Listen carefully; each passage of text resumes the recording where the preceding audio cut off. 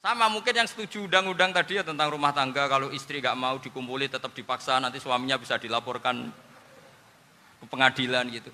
Saya pasti mikir saya bukan masalah pengadilannya, pasti istrinya cantik. Kalau jelek kan nggak mungkin dipaksa.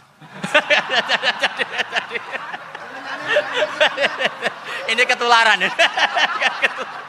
Jadi saya cara berpikir tuh, jadi tak pikir lucunya saja, bukan pikir serius. Ketularan ini sudah ketularan ini. Karena keburukan itu mudah nular.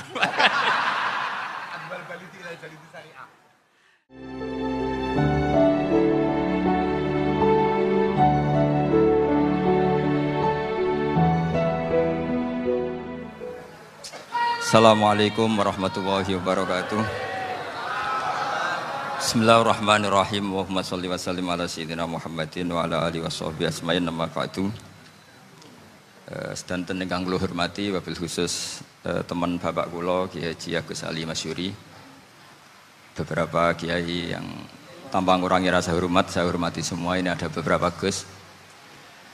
Ini saya ngaji insyaallah 1/4 jam. 1/4 jam nanti yang menghisap Gus Kausar berapa Gus? 10 menit. 10 menit. Begini, sebetulnya saya membela semua umat Islam itu ahlul jannah. Karena saya ini ibarat marketing. Kalau orang Kristiani itu kan setiap orang mati sudah tenang bersama Bapak di surga. Jadi kampanye itu menarik sekali. Sementara kita sudah kiai, sudah imam masjid, sudah ulama, masih saja dikhawatirkan su'ul khotimah. Ini kalau kampanye ini tidak imbang, ini nanti saya takut kalah. Makanya saya bilang pokoknya semua orang mukmin itu ahlul jannah. Karena memang asli hadisnya seperti itu, man qala la ilaha illallah dakhalal jannah. Bahwa kemudian ada beberapa kiai yang mungkin wataknya itu pesimis, kemudian bikin sekian aturan-aturan yang sebetulnya itu cerminan dari pesimisnya, terus akan-akan masuk surga itu susahnya bukan main. Nah itu saya tidak setuju, karena tadi pasti kalah dengan kampanye sebelah yang setiap orang mati dibilang sudah tenang bersama Bapak apa? Di surga. Jadi ini penting. Terus kedua saya bilang agama ini sudah begitu baik. Masa kunci surga sudah dibocorkan, miftahul jannah la ilaha illallah. Masa sudah pegang kuncinya nggak jadi masuk surga, itu kan aneh. Ya sudah masuk saja, tapi tidak usah minta bantuan saya, masuk aja, kan sudah pegang kuncinya. Terus ketiga, kenangan terburuk saya ketika jadi kiai itu gini, saya ada beberapa guru SD datang ke saya. Ini agak-agak masalah besar. Gus, boleh enggak buka ujian nasional yang masih disegel? Semua guru bilang nggak boleh, itu kriminal kan. Ada satu guru yang bikin analogi agak kacau. Boleh saja. Wong ujian di kuburan saja dibocorkan para kiai nggak apa-apa. Itu.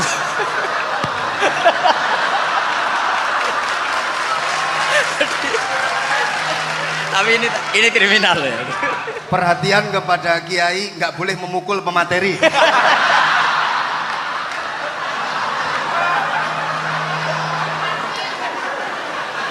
Jadi tentu itu analogi yang salah kan. Marrobuka kan, Tuhan kamu siapa, nabi kamu. Tuhan kamu siapa, nabi kamu siapa, imam kamu siapa. Ini kan sudah dibocorkan oleh para kiai. Artinya apa? Nak raiso jawab kebablasan gitu. Terus guru ini berpikir kalau ujian akhirat sekrusial itu saja bisa dibocorkan, kenapa ujian nasional tidak boleh? Tentu ini kias yang salah, saya tidak ngajari seperti itu. Tapi saya ngajari ke kalian betapa mudahnya masuk surga. Kunci jawaban sudah dikasih, kunci pintu masuk sudah dikasih. Kok sampai tidak masuk, ini kebablasan. Paling salah gurunya. Jadi ini kenapa saya sering cerita orang mukmin semuanya itu min ahlil jannah, itu saya jamin. Sama tidak usah takut su'ul khotimah, tidak usah takut berlebihan seperti itu. Karena setahu saya, setidaknya saya mewakili ulama zaman ini. Rata-rata guru kita ini bermadzhab Syadzili dalam berkeyakinan berpikir tentang Allah. Di antara ini yang mulai saya ngomong serius, supaya tadi kan guyonannya sudah diambil Gus Reza sama Gus Kausar. Saya tahu kenapa mereka guyon. Kalau ngomong serius takut kalah sama saya.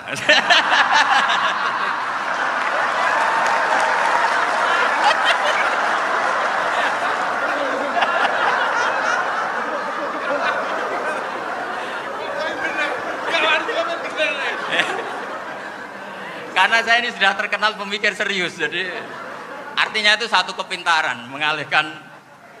Ya, oh ya, sudah itu satu kecerdasan. Tidak hanya ngalim tapi betul cerdas. Betul cerdas. Jadi itu bukti beliau-beliau ini cerdas itu. Saya berpikir begini, ini madhab Syadzili. Kita semua tentu Syadzili karena kita semua ngaji kitab hikam. Kita tahu kitab hikam itu muridnya Abul Abbas Al-Mursi. Abul Abbas Al-Mursi muridnya Syekh Abil Hasan apa? Asy-Syadzili. Saya masih ingat betul makalah itu dan saya ulang-ulang. Setiap saya ngajar di sarang saya ajarkan itu. Kilali kata Abul Hasan Asy-Syadzili, saya pernah dapat hatif, dapat semacam ilham. Apa makna min syarril waswasil khannas? Itu kata beliau dijawab oleh hatif itu. Hatif itu nggak perlu diterjemah tadi ada karena tadi diajarin itu. Apa yang dihidupkan itu nggak perlu dijelaskan. kata hatif tadi, waswasun yadkhulu bainaka wa baina habibika. Yunsika altofahu alhasanah wa yudzakiruka af'alaka asai'ah wa yukassiru indaka dzatas shimal wa yuqallilu indaka dzatal yamin liya'dila bika an husnidz dzanni billah ila su'iz dzanni billah. Jadi yang dikatakan waswas adalah kamu digiring untuk hanya ingat sisi-sisi kamu yang negatif, dilupakan bahwa Anda punya sisi-sisi yang positif. Misalnya seperti ini, mungkin secara fikih tadi banser-banser tegas, wah ini masalah lelaki perempuan dipisahkan gini-gini. Tapi kenapa Ghazali bilang ya sudah gini gak apa-apa. Sebetulnya ada rukhsah itu karena ini di depan umum. Yang paling pantangan Nabi itu la yakhluwanna rajulun bimra'atin. Ini ada yang menjaminnya gitu. Malah khawatir saya di sini dipisah tapi setelah berduaan nggak bisa. Jadi toleransinya karena ini di depan umum. Itu masih ada toleransinya. La yakhluwanna rajulun bimra'atin. Begitu juga ketika kita dosa, misalnya kita dosa. Orang Islam setiap dosa itu pasti ingat salahnya, kemudian istighfar. Dan ketika satu kebaikan dibandingkan keburukan, itu kata semua ulama, karena sayyi'ah itu bernilai 1, kebaikan bernilai apa? 10. Itu masih surplus berapa? 9. Jadi itu cara berpikir Abul Hasan Asy-Syadzili. Kenapa kamu harus berpikir positif tentang Tuhan? Sekali berpikir tentang negatif, itu bahaya betul. Misalnya begini, kamu berpikir, tak rewangi, jadi kiai, sujud, rukuk, ternyata aku tetap mlebu neraka, gunanya apa? Itu menurut saya kan nggak punya akal. Sujud itu satu kelaziman menghamba kepada Allah. Normalnya seorang hamba itu ya sujud. Kemudian gara-gara kamu ingin masuk surga, terus logika kamu dibalik, gunanya apa saya sujud? Ternyata saya masuk neraka. Itu pertanyaan yang benar-benar bodoh dan itu menjadikan Allah benci. Logikanya dibalik begini. Ini saya ngomong serius karena ini bentuk kemenangan saya ini bentuk kemenangan saya. Saya berkali-kali ngomong di kota pelajar di Jogja karena banyak pengujinya juga. Bukan sekedar pendamping tapi penguji. Banyak yang profesor, bukan sekedar dokter, banyak yang profesor. Jadi biar ini dok. Begini, saya pernah ditanya sama seorang dosen, Gus, saya ini ngaji hadis banyak, tapi ada yang saya tidak paham, yaitu mangqala la ilaha illallah dakhalal jannah, ada kalimat wa in zana wa in saraka. Meskipun pernah zina, pernah maling. Ini kan seakan-akan mentoleransi perzinaan dan pemalingan. Terus saya bilang, oh makna hadis itu seperti ini. Jadi kebenaran absolut, kebenaran yang mutlak itu tidak akan terganggu oleh status perilaku seseorang. Saya berkali-kali memberi contoh. Orang yang ditangkap KPK akan bilang 1 tambah 1 2. KPK-nya juga bilang 2. Rivalitas dalam politik, Pak Prabowo ya bilang 2, Pak Jokowi juga bilang 2. Orang yang zaniyah, yang lonte pun akan bilang 2. Muftinya juga bilang 2. Ketua MUI-nya juga bilang 2. Artinya gini, kebenaran yang absolut adalah kebenaran yang siapapun akan meyakini seperti itu. Seperti 1 ditambah 1, 2. Kamu punya musuh bilang 2. Kalau ibu-ibu ini punya maru ya marunya bilang 2 tadi tambah mama. Enggak tahu saya terjemahnya apa tadi. Nah, kebenaran yang absolut itu kebenaran yang siapapun pasti mengakui. Dan uniknya begini, saya pernah ngaji acara himmah, acara pondok sarang di Demak. Kalau kamu bilang 1 ditambah 1 menjadi 2, untuk mengatakan 2 itu kamu butuh hadiah enggak? Mereka semua jawab enggak. Kita semua enjoy saja mengatakan tembok itu putih. Kenapa? Karena memang putih. Kita mengatakan 1 tambah 1 2 karena memang kita tanpa presentasi dapat hadiah, dapat penghormatan. Kenapa untuk mengatakan Allah itu Tuhan, kita butuh surga? Memangnya kalau tidak ada surga, Allah tidak jadi Tuhan? Ini problem orang soleh-soleh yang terlalu pesimis. Makanya nanti orang-orang soleh itu masuk surganya berat. Tapi kalau orang alim lebih gampang kira-kira seperti itu. Iya, karena kan imannya lebih bagus. Dalam hadis qudsi, Allah ini yang dibuli orang-orang soleh. Laulam akhluk jannatan wala naron alam akun ahlan an uto'a, dalam hadis qudsi itu. Kalau saja saya tidak menciptakan surga dan neraka, apa saya tidak jadi Tuhan yang perlu ditaati? Apa kalau kamu tidak saya kasih uang 1 juta terus bilang 1 tambah 1 11? Enggak kan? Tetap bilang berapa? 2. Kalau kebenaran absolut yang 1 tambah 1 kamu bilang 2 meskipun tanpa mendapat hadiah. Kenapa untuk bilang Allah Tuhan kamu butuh hadiah surga? Itu kan serah ikhlas belas. Makanya saya terus mengajarkan ikhlas. Ikhlas itu bisa dilatih dengan akal, dengan pikiran, bil ilmi lah. Harus dilatih. Nah di sini ini momen atau makna yang mestinya harus difahami wa inzana, bahwa kalimat ini sah meskipun dilafatkan seorang yang pernah zina. Sama seperti 1 tambah 1 2 sah, diucapkan siapa saja sah. Dan siapapun akan mengucapkan itu secara ikhlas. Ini penting saya utarakan. Sehingga setelah ada firqah-firqah takfiri yang mengatakan orang megang keris itu syirik, ke kuburan syirik, ini syirik. Itu salah besar. Salahnya adalah tadi kalimat-kalimat atau kebenaran-kebenaran absolut ini sudah jadi sibghatullah man ahsanu minallahi sibghah. Kalimat ini begitu absolut di hatinya orang mukmin. Sehingga ketika terganggu oleh hal-hal yang adat istiadat kayak pegang keris, kayak apa, ini tidak mengganggu. Tetap kualitas iman ini di atas keyakinan adat membawa apa keris. Kalau orang membawa keris menjadi syirik karena percaya sama makhluk. Orang misalnya kejawen kalau nggak bawa keris nggak nyaman. Orang kota itu kalau nggak bawa ATM juga nggak nyaman. Itu tidak dihukumi syirik. Kamu pergi lupa bawa HP nyaman enggak? Enggak, kenapa tidak dihukumi syirik?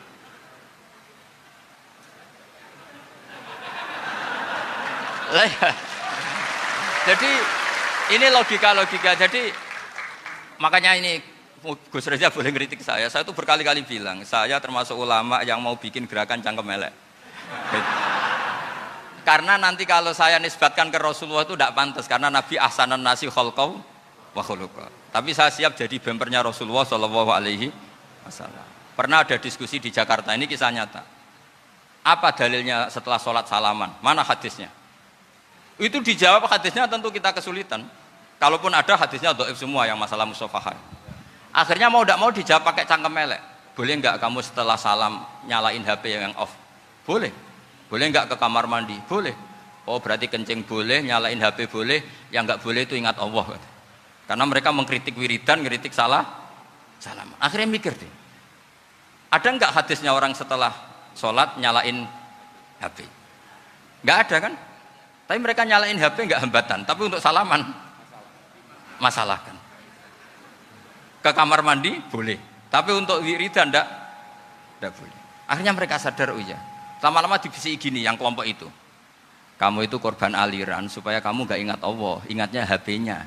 Sehingga orang wiridan kamu kritik, orang nyalain HP tidak kamu kritik. Itu kelompok itu adalah kelompok orang-orang yang supaya orang Islam itu lupa Tuhannya. Itu gerakan cangkem elek, tapi jadikan orang sadar. Jadi ini penting. Jadi kalau kamu tidak bisa bela agama dengan jalan yang lurus karena tidak bakat gitu. Gak apa-apa pakai cangkem elek tadi, karena gak mungkin gerakan ini dinisbatkan kepada Rasulullah Shallallahu Alaihi Wasallam. Kalau soal sanad, saya punya sekian sanad tentang itu, tapi tidak usah kamu ikuti. Ada orang tanya, ya Pak Kiai kalau setan dibakar di neraka panasan enggak? Ya panasan. Lo kan setan dari api, ngapain harus panasan? Kan materinya sama. Terus Kak Kiai tadi gak kesulitan, dia ngambil pasir, disawur di wajahnya. Wah sakit Kiai, kamu kan dari tanah, kena tanah kok. Jadi itu ada sekian, artinya gini ya, kalau kesulitan jawab pakai baik-baik ya sudah pakai cangkem elek itu aja karena.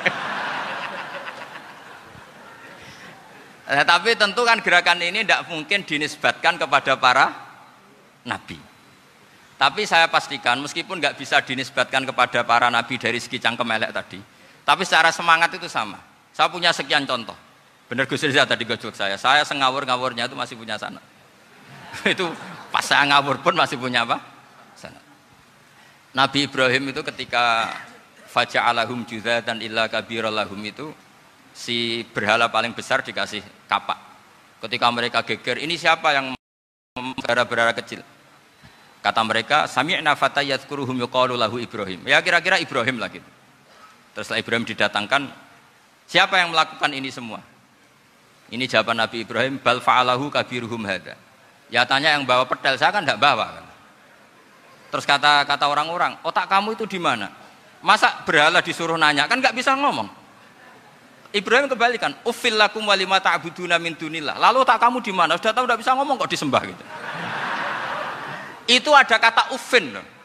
Uffin itu kalau diterjemah kira-kira ya agak-agak jancuk gitu. Kira-kira seperti itu. Ya kira-kira seperti itu. Jadi sekarang dalilnya jancuk apa Gus? Bahkan juga biasa kalau misalnya saya kira sudah itu. Gimana? Jancuk itu dari dak tinggalkanlah suan perkara sing elek. Krono ilate wong Surabaya kakean rawon akhirnya ngomongnya jancuk.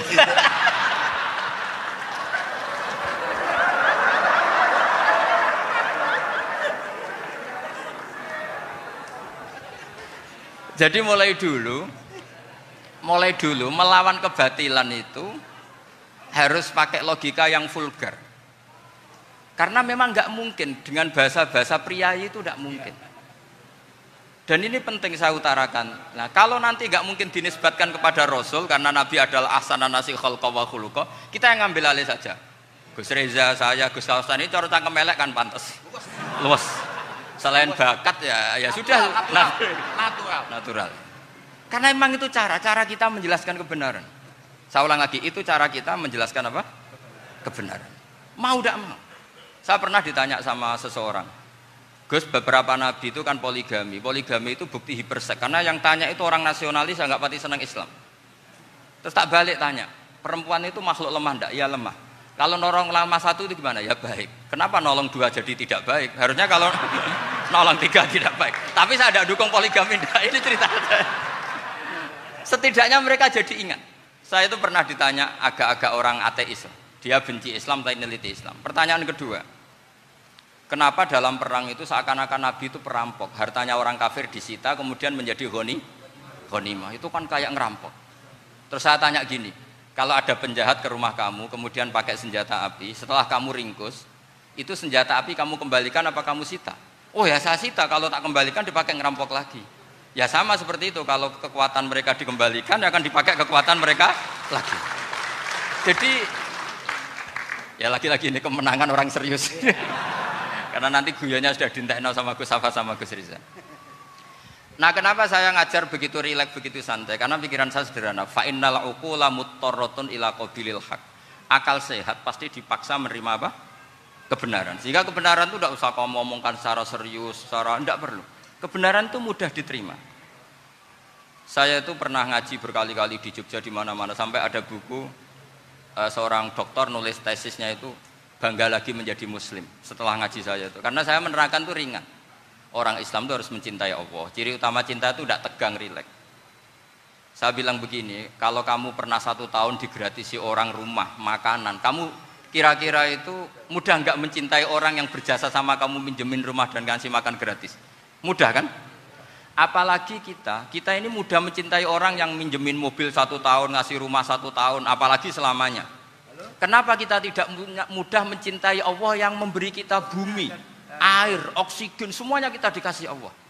Akhirnya mereka mikir, wong mencintai seseorang yang ngasih dalam durasi 1 tahun saja mudah, apalagi mencintai Allah yang ngasih kita tanpa batas.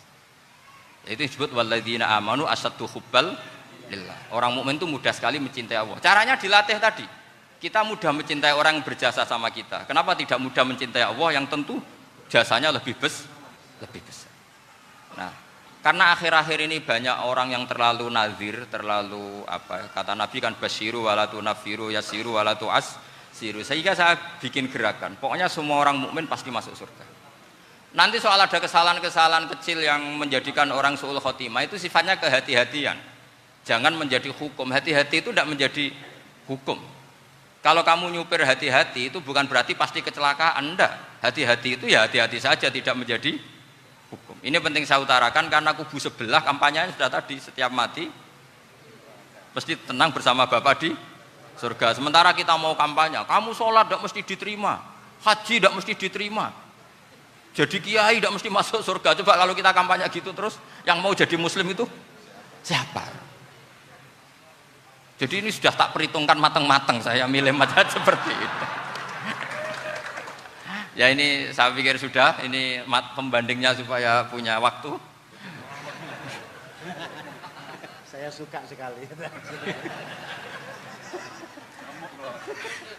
Nah ini yang sesi terakhir ya, sesi terakhir. Saya akan cerita fikih karena Nyun sewu Gus, ada iklan sebentar dari ibu-ibu, pentolan mic kurang dekat ke mulutnya Gus Baha.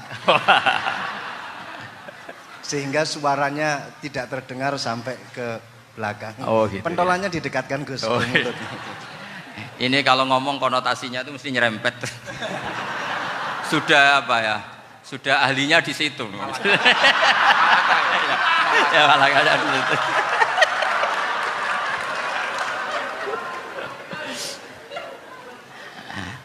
Dalam sesi terakhir saya cerita pentingnya pembanding. Imam Rafi'i itu yang ngarang kitab Muharrar. Kitab Muharrar ini adalah ringkasan dari kitab Al-Wasit. Al-Wasit itu karangannya Imam Ghazali. Al-Wasit sendiri ini khas ngaji NU, karena NU maknanya Nahdlatul Ulama, gerakan para ulama. Jadi kalau nggak ngerti alim-alim seperti itu ya ada NU. Sebenarnya sampai itu pasnya Nahdlatul Ummah, gerakan umat. Tapi kan sudah jadi partai politik Nahdlatul Ummah. Karena yang katakan NU itu Nahdlatul Ulama, gerakannya para ulama. Imam Rafi'i itu berpendapat sujud itu cukup pakai batuk, pakai jidat.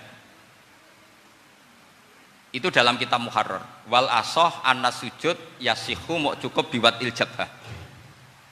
Ketika Imam Nawawi mentasih kitab Muharrar namanya Minhajut Thalibin, itu mengkritik Imam Rafi'i. Kata beliau sujud itu untuk sah harus melibatkan 7 anggota karena berdasar hadis umirtu an asjuda ala sabati a'zumin, yaitu al jabhah wal yaden warubaten wal qadamen, yaitu jabhah 2 tangan, 2 lutut dan 2 qadamen. Akhirnya saya ngecek di kitab asli, Imam Rafi'i termasuk Ashabut Tarjih dan Imam Nawawi. 2 orang ini khilaf. Kan nggak mungkin kita sebagai musahihnya, karena yang khilaf ini 2 ulama besar, satu Imam Rafi'i, satu Imam siapa? Nawawi. Kita tidak bisa hanya ngikuti Fathul Mu'in yang mengatakan idzakhtalafan Nawawi war Rafi'u kudiman Nawawi, tidak bisa, karena Imam Nawawi ini sering nginduk sama kitabnya Imam Rafi'i karena senior Imam Rafi'i. Setelah saya cek di kitab kitab asli Mamba ya, satu sumbernya semua mazhab apa? Syafi'i. Ternyata Imam Syafi'i nak ngendikan hanya begini. Wa uhibbu, saya suka setiap orang Islam sujud itu melibatkan 7 anggota karena itu aman, pasti sah. Tapi wayah tamilu kata beliau, tapi mungkin saja sujud hanya watul jabah itu sah. Kenapa kata Imam Syafi'i? Liqaulihi sallallahu alaihi wasallam atau li du'aihi apa sallallahu alaihi wasallam fi sujud sajadalaka wajhi wa sam'i wa basari. Nabi ketika sujud itu hanya berdoa, ya Allah sujud kepada engkau wajhi wa sam'i wa basari. Nabi tidak menyebut wayadi warubati wa qadami. Sehingga saya berkali-kali benar kata Gus, saya ini pembela umat sing sujude 7 anggota ya tak lem, pantes dadi Rais Suryah. Itu. Yang sujudnya batuk tok ya tetap sah ngikuti mazhabnya Imam Rafi'i. Meskipun itu tidak saya anjurkan. Tentu tidak saya anjurkan. Alasannya Imam Syafi'i tadi, Rasulullah pernah berdoa dengan kata-kata sajadalaka wajhi, bukan diteruskan wayadi warubati waqadha. Sehingga fal khilaf huna bakin ala khiddati kalau dalam bahasa fikih. Khilaf biar tetap sesuai aturan khilaf masing-masing. Enggak perlu kamu menggugurkan pendapat Rafi'i yang mengesahkan sujud hanya pakai jabah. Ini penting karena tadi seperti saya katakan, yang sujud anggota pitu ya masuk swarga mergo pintere, sing nganggo bathuk tok yang mlebu swarga mergo gobloke tadi, karena aksaru ahlil jannah al-bulhu. Nah ini mazhab saya. Jadi saya itu ingin umat Islam itu baik-baik saja. Iya betul. Mazhabin jenengan. Ya. Karena enggak Karena tidak mungkin lah kita tidak bela Islam di zaman akhir, tidak mungkin, karena di kubu sebelah kampanyenya sudah seperti itu. Kalau kita ngomong ikhtiyat, kiai ra mesti mlebu swarga, sing salat ngethuk ra mesti husnul khotimah, wah akan jadi repot. Saya ini pengagum teori ikhlas, dilatih bil ilmi, saya ulang lagi, dilatih bil ilmi. Saya ini malunya tadi, saya mengatakan 1 tambah 1 2, itu meskipun tidak ada yang memberi hadiah, tetap saya katakan 2. Saya mengatakan air itu dingin, tidak ada yang ngasih hadiah, saya akan bilang kalau air itu dingin, kalau api itu panas. Untuk hakikat-hakikat seperti itu saja saya jujur tanpa ingin imbalan. Tapi ketika hakikat mengenai Allah kok saya minta imbalan surga dan neraka, ini apa-apaan? Kira-kira gitulah, Rois Suriah macam apa gitu.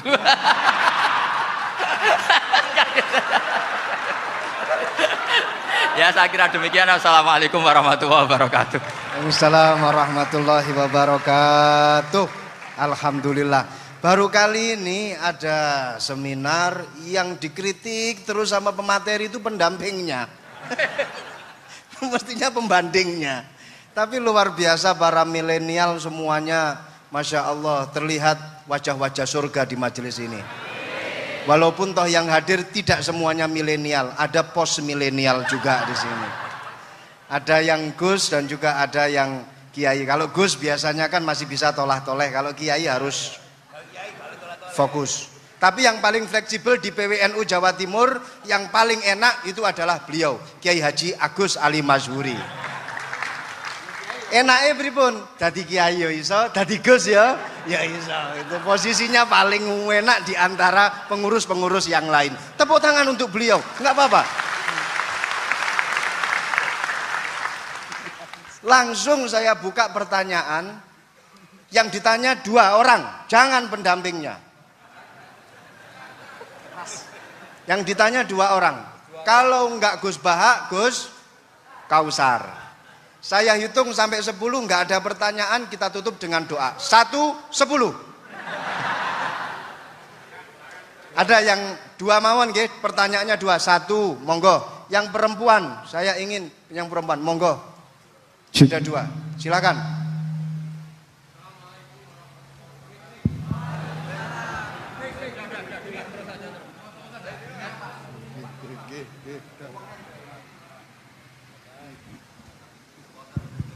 Bismillahirrahmanirrahim. Assalamualaikum warahmatullahi wabarakatuh.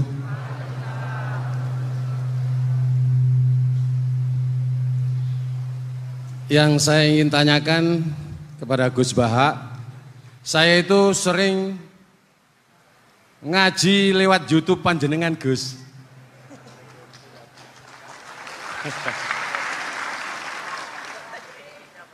Insya Allah ilmu saya tambah walaupun tidak banyak. Yang saya tanyakan, nopo ilmu kula niki barokah? Yang pertama, karena saya ngaji lewat YouTube panjenengan, saya tidak izin. Untuk itu hari ini saya izin panjenengan, mudah-mudahan ilmu ingkang saya dapat dari panjenengan niku saged barokah niku Gus. Terima kasih. Wassalamualaikum warahmatullahi wabarakatuh. Waalaikumsalam warahmatullahi wabarakatuh. Langsung mawon Gus nggih, yang satunya dulu. Siapa aja? Oh gitu. Monggo Gus. Itu tetap barokah dan kebaikan itu mah enggak perlu minta izin. Kalau kebaikan minta izin jadi repot. Jadi kalau dalam kitab fikih disebut iktifaan bil idzni syar'i, karena syara akan selalu memberi izin sama kebaikan. Itu udah hanya masalah YouTube sampean. Tadi melihat wajah Gus Ali ibadah, pamit dulu. Nanti kalau ada orang alim lewat mau lihat juga pamit dulu. Lama-lama mau baca sholawat, ya Rasulullah pamit dulu mau baca sholawat. Jadi semua kebaikan itu cukup iktifaan bil idzni syar'i. Ya jelas ini ya. Oke, terima kasih. Jangan lupa pulsane tuku dhewe lek ndelok YouTube.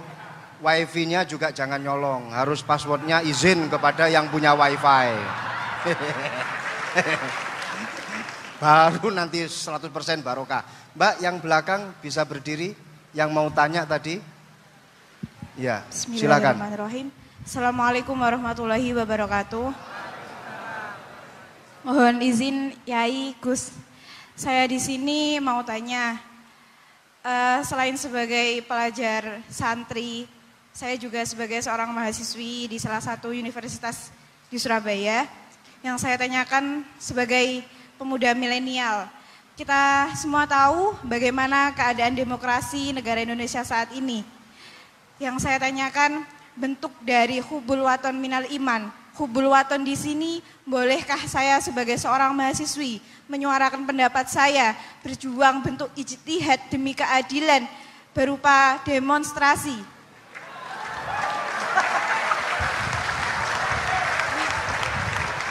Ngapunten. Yang saya tanyakan di sini, bagaimana menurut Gus, apakah saya melakukan demonstrasi ini sudah baik atau sangat baik atau mungkin perlu dikaji kembali? Terima kasih. Wassalamualaikum warahmatullahi wabarakatuh. Hubungan antara demonstrasi dan hubbul wadon minal iman. Hah? Oh ya, hubbul waton minal iman. Monggo Gus.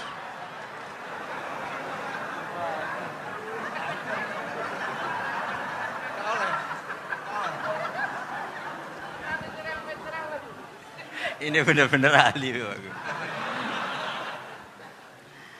Begini kan, demonstrasi itu kan makna pokoknya itu kan apa? Memperlihatkan. Makanya demonstrasi kekuatan maknanya ya show, ya, memperlihatkan satu apa? Kekuatan.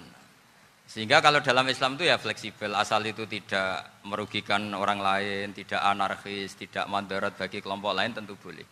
Bahkan kalau tidak menyuarakan suara kita tentu dengan cara-cara yang tetap islami ya, itu malah kita disalahkan karena berarti tidak ikut bertanggung jawab terhadap proses bernegara, tapi tentu disuarakan secara konstitusional dan secara baik.